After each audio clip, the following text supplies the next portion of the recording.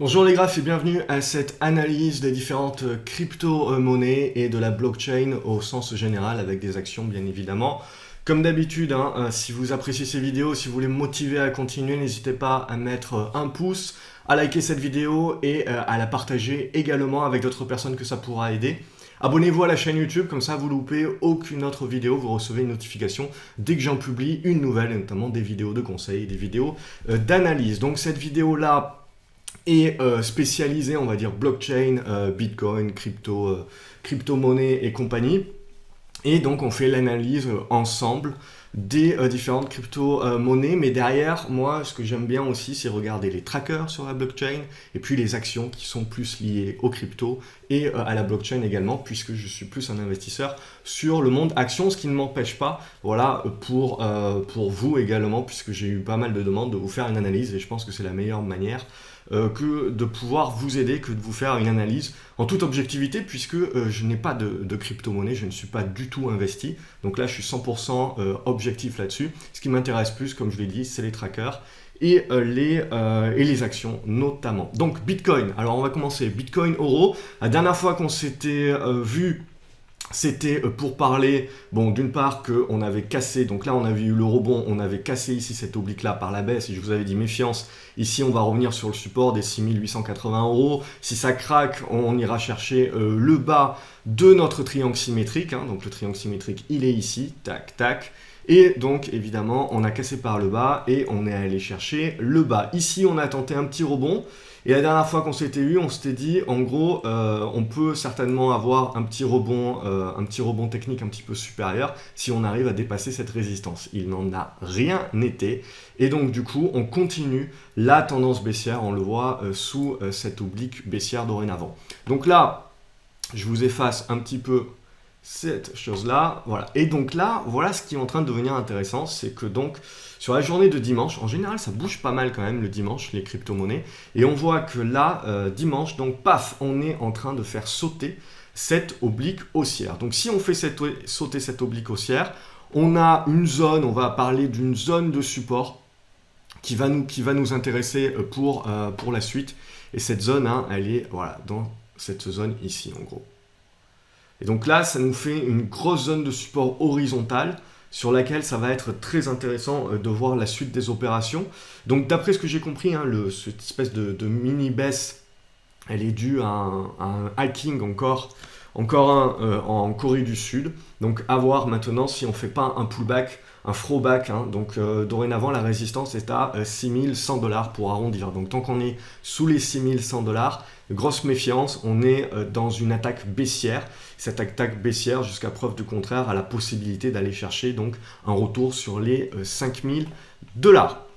Donc si je regarde un petit peu, ouais, donc voilà, 5000 $, vraiment ça va être la grosse zone tampon, la grosse zone de support à surveiller pour la suite des opérations. Pas besoin pour le moment de vous parler d'autre chose, mais bon, clairement c'est baissier. Si on regarde maintenant l'EOS, pareil sur l'EOS, on a eu un gros craquage. Donc on avait eu ici, on le voit, une bonne construction. Donc une bonne construction ici de support sur lequel on est en train de revenir. Ici, on avait une résistance oblique. Et donc on a fait péter cette résistance oblique et du coup, on s'était remis dans des bonnes dispositions ici. Mais là, derrière, tac, on était à nouveau dans un triangle de congestion. Si on l'avait cassé à la hausse, on aurait pu donc relancer un petit peu la hausse. Mais là, évidemment, on a suivi du coup le Bitcoin, puisque le Bitcoin reste quand même directeur. Et là, poum, on s'est pris un bon chandelier bien rouge, du coup, ce qui nous fait revenir, on le voit, dans cette grosse zone de support, là aussi, sur les hausses, on le voit, toute cette zone-là.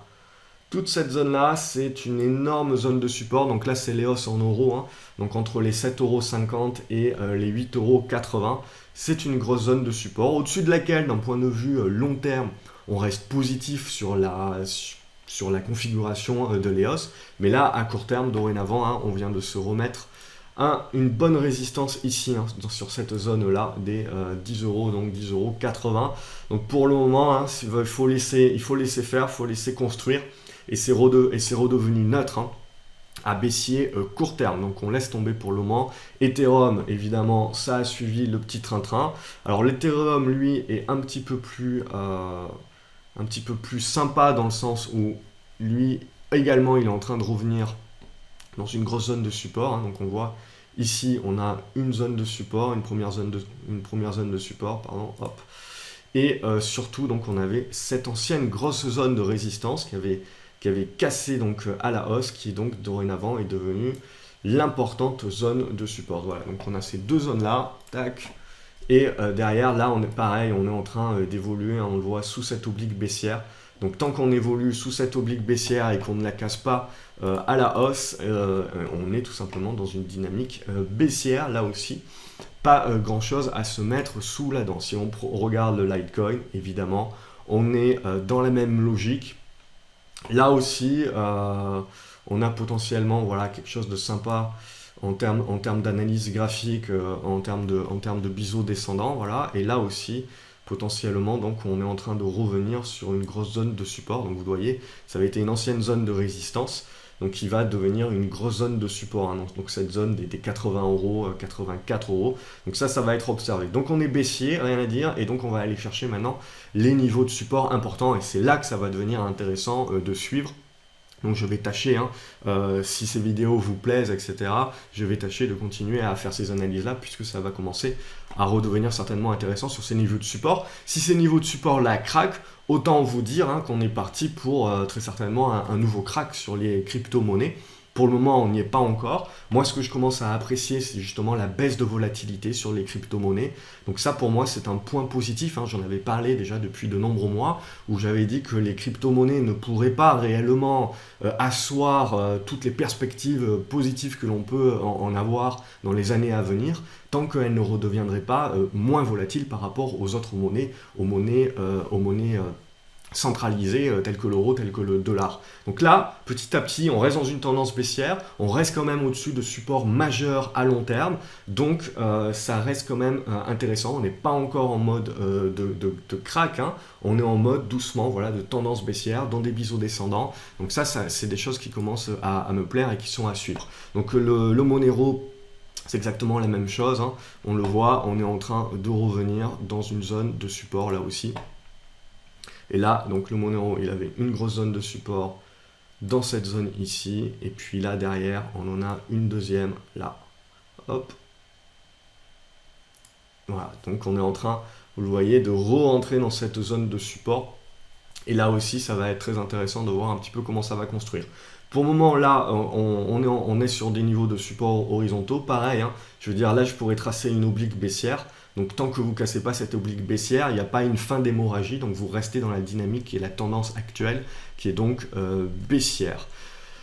Voilà, après j'avais le Dash aussi. Vous êtes exactement dans la même physionomie sur le Dash, hein. Tac, voilà, on est revenu sur des niveaux de support importants. Mais toujours est-il que là aussi, on est sur une tendance baissière.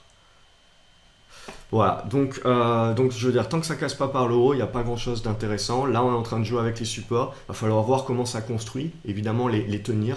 Donc on est en train de plutôt favoriser, hein. Ça serait bien qu'on ait des mèches basses, ça serait une bonne indication. Et donc tout ça, ça va être à suivre avec intérêt. J'ai oublié de faire le Ripple. Au niveau du Ripple, ouais, c'est exactement la même chose. De toute façon, hein, le Bitcoin demeure le marché directeur, clairement. Donc là, on voit également, vous le voyez sur le Ripple, c'est cette ancienne zone de résistance là qui avait cassé ici, qui a suivi support ici, support là, et donc potentiellement qui va rejouer un rôle de support. Et là aussi, on est sous une oblique baissière, là, tac, comme ça. Donc je veux dire, de la même manière que sur le Bitcoin et compagnie. En gros, si vous voulez vraiment un signal long terme sur le Bitcoin et sur les autres crypto-monnaies, ces obliques-là, eh ben, il faut les casser à la hausse. Et là, on est plutôt en train de tester le bas. Donc il faut attendre de voir si on arrive déjà à mettre en place un rebond, à construire une figure sur la base de support. Et là, derrière, on pourra anticiper potentiellement un retour sur les plus hauts et potentiellement la cassure qui déclenchera à nouveau donc la relance haussière. Pour le moment, on n'y est absolument pas. Si on regarde au niveau des trackers sur la blockchain, donc vous voyez, ils sont assez récents, hein. Ils sont cotés aux États-Unis, donc ils n'ont pas traduit les brochures toujours. Donc pour le moment, vous ne pouvez toujours pas les acheter sur un broker français. Donc il vous faut un broker américain si vous voulez prendre ces crypto-monnaies, ces trackers pardon, de blockchain. Mais il y a fort à parier que dans les mois et les années à venir, forcément avec l'engouement, surtout si le Bitcoin vient à remonter, ils vont s'empresser évidemment de traduire pour récupérer des fonds supplémentaires. Donc là, la dernière fois qu'on s'était parlé, on avait parlé de ce breakout ici. Pouf, il a eu lieu. Là également, on a fait une autre résistance, nouveau breakout. Et là, du coup, on est en train de revenir sur ce niveau de résistance. Bref, c'est positif. Il n'y a rien à dire, quoi. En gros, au-dessus des 19-20 euros, c'est un tracker qui reste complètement positif. Le Reality Shares, qui est un petit peu le même, vous le voyez, tac, on a eu le breakout, le pullback, et là, on repart à la hausse, potentiellement, donc on va aller chercher ce niveau des 24 $. Au niveau des actions, je regarde, alors évidemment, il y a le... Alors ça c'est une action qui est liée au Bitcoin, mais là en gros vous suivez le Bitcoin, il n'y a rien à se mettre sous la dent. Potentiellement vous avez le support ici, bah tiens on est en train de s'en approcher. Donc à voir si on arrive à rebondir, casser la résistance ici, et à ce moment-là, là on aura un petit signal. Le tracker Bitcoin, ben, il fait tout simplement, il fait pas grand-chose et il suit ce qu'on s'est dit sur le Bitcoin. Alors là il est en dollars, donc on voit qu'on n'a pas cassé l'oblique, cette oblique haussière, donc on reste encore dans ce triangle symétrique, donc on est en train de jouer avec ça. Donc là, c'est toujours dans une consolidation et en gros, vous avez, donc soit vous cassez par le bas et on va revenir chercher les supports, soit on arrive à recasser, à reconstruire et casser par le haut et là, vous aurez le vrai signal haussier à long terme. Donc on voit, tant que vous êtes à l'intérieur de cette figure, c'est une figure neutre. Et d'ailleurs, cette figure-là, elle ressemble peu ou prou à la grosse figure en triangle symétrique que nous avons également sur l'or depuis plusieurs années. Alors, le Bitcoin, c'est quand même un petit peu plus volatile, donc ça évolue beaucoup plus rapidement. Mais c'est le même type de figure et à l'intérieur de cette figure-là, vous êtes tout simplement neutre à long terme. Voilà, et la dernière action que je voulais vous montrer, c'était déjà une action sur laquelle on avait pu profiter d'une belle hausse la dernière fois. Alors là, je supprime un petit peu, tac. Alors du coup, on est monté, on avait cassé cette résistance ici, on était monté, on avait bloqué sur la résistance intermédiaire et donc du coup on était redescendu. Là, on a refait un rebond et là, on est à nouveau en train de tenir un bon support, donc c'est en train, Riot Blockchain est en train de m'intéresser à nouveau, donc là on peut reconstruire le même type de figure, on va reconstruire cette résistance ici, potentiellement on a également une résistance oblique, donc tac, comme ceci, donc ce qui nous ferait évoluer dans un triangle symétrique, donc en gros, là, si on casse ce niveau-là des 8,32 $, on devrait revenir dans cette zone des 9,30 $. Et là, c'est évidemment c'est ce niveau-là qu'il faut casser à la hausse. Et derrière, on pourra viser très certainement, on voit cette zone ici entre les 11,50 $ et 12 $ et des brouettes. Ça reste bien évidemment spéculatif comme action, mais c'est revenu dans une configuration qui peut être intéressante pour relancer ce que j'appelle un second effet qui se coule, c'est-à-dire là on a vu un premier départ avorté, et là potentiellement on va avoir un deuxième départ. Je pense qu'il faut quand même rester dans une mentalité de prendre ce qu'il y a à prendre, donc ne pas hésiter à prendre ses profits là-dessus. Ça reste quand même une action qui est très volatile et très spéculative. Voilà ce que l'on pouvait dire sur le Bitcoin et sur les crypto-monnaies et sur la blockchain de manière générale. Si vous avez des questions, n'hésitez pas à me les poser en commentaire. Si vous avez vous-même d'autres crypto-monnaies que vous voulez présenter, dont vous voulez parler, en commentaire également. Si vous avez des news à partager, si vous avez des actions qui sont plus ou moins liées à la blockchain ou aux crypto-monnaies également que vous voudriez dont je fasse l'analyse également dans cette revue, n'hésitez pas également à me mettre tout ça en commentaire et à partager donc avec la communauté. Un petit pouce en l'air si ça vous a plu et que vous voulez me motiver à continuer. Abonnez-vous à la chaîne YouTube, comme ça vous loupez aucune autre vidéo. Quant à moi, je vous dis à la prochaine analyse et donc passez une bonne semaine. Salut les graphes!